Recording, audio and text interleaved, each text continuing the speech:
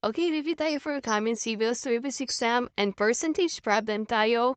Then marami po ngayon itong lumalabas. At may tuturo ko sa yung technique kung paano natin makuha yung sagot na mabilisan. Dahil when it comes to exam, oras po ang ating kalaban. Okay, so what percent of 40 is 28?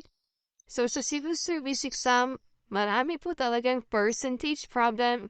Okay, ganito lang po yung technique. Pag nakita niyo po itong off, ayan, at kasama itong number of 40, ilagay niyo lang po sa baba yan. Okay. At itong is, at yung 28, ilagay niyo lang po sa taas.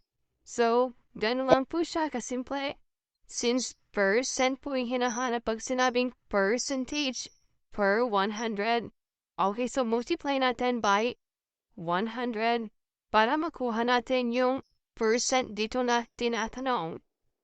So dito pwede na tayo mag-cancel. Cancel natin ng 10. 10.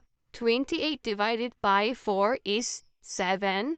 So 7 times 10 is equal to 70. Okay, so the answer is letter D, 70%. Okay, so napakabilis at napakadali lamang ng technique na to. So ganun lang po gawin po ninyo. I hope you get this one and follow for more tips, updates, and tutorials for your comic exam. God bless.